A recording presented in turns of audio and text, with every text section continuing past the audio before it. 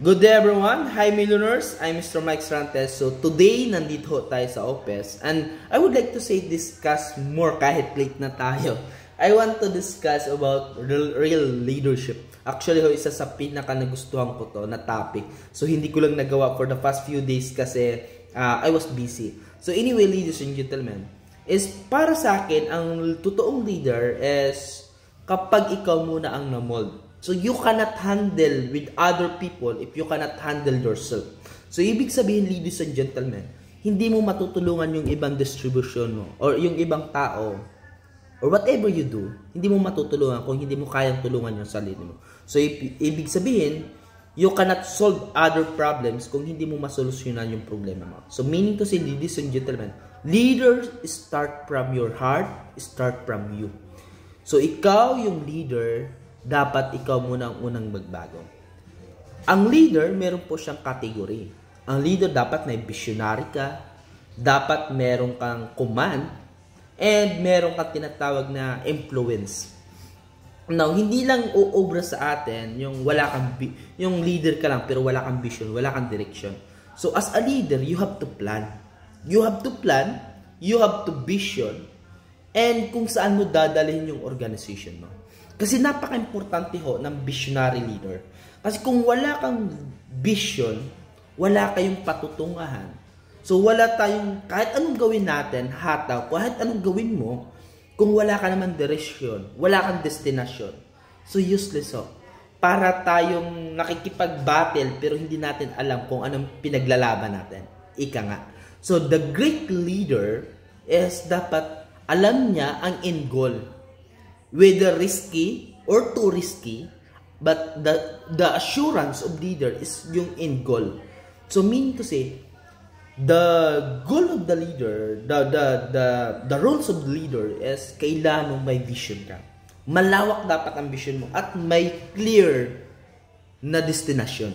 Parang ating kapitan sa ating company, dapat meron tayong vision. Ano ba ang vision natin? Ang vision natin is to be successful. So, dapat ganun ang mind ng leader. Number 2 is dapat meron kang command. As a leader, hindi po pwedeng na wala kang command.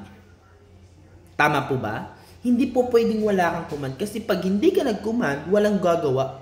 So, execution ka dapat. As a leader, you have to execute what is your plan. I-execute mo either ang leader mo is masasaktan or hindi. Ang role mo is i-implement, i-execute yung plano. I know, as a good leader, is dapat may good heart ka. I understand, but most of the time, as a leader, dapat malupit ka. Ibig sabihin, nagdudurog ka para maituwid mo yung pagkakamali. Kasi sometimes, kapag ang leadership mo is weak, ibig sabihin, ang leadership mo is okay lang yan, okay lang yan. Okay naman yan. Kasi, well, pinoprotektahan mo yung emotion ng tao. But, you have to understand na hindi mo makukuha yung totoong success kung wala kang i-implement, i-execute na plano. So, as I said, you have to plan clearly, vision clearly, and execute your plan sa grupo mo. You have to execute either masaktan siya or hindi. The goal is to implement the rules at i-implement mo yung plano. Ganun ka dapat. So although meron kang good heart, kasi sometimes kapag leader ka wala kang good heart, iba na yon. Ang tawag sa'yo, diktador na yan. Okay? Tawag sa'yo diktador. You have a good heart, but in the right way, mga kapartners. Kasi sa business natin, kailangan natin na masaktan yung mga leaders natin. Kailangan natin matutunan niya, maintindihan niya, para maunawaan niya kung anong gusto mong iparating at para magbago siya. Kasi hindi mo mababago ang isang tao kapag hindi mo sinabihan ng tama. Did you get my point? And secondly is influence. So you cannot say na gawin mo to, gawin mo to, gawin mo to, but hindi mo ginagawa. So the rules of the leaders is to influence. Ino-influensyahan mo yung mga distribution mo, yung mga partners mo. Paano? Para ma-influensyahan mo yung mga business partners natin, is simple lang. Show up. Ikaw muna, gawin mo muna. Do it first. Sabi ko nga sa unang topic ko is, bago ka mag-lead ng organisasyon, i-lead mo muna ang sarili mo. Bago ka mag-handle ng problema ng iba, ay handle mo muna ang problema mo. Bago mo masolusyonan yung problema, solusyonan mo muna ang problema mo. So, meaning to say, starting with you.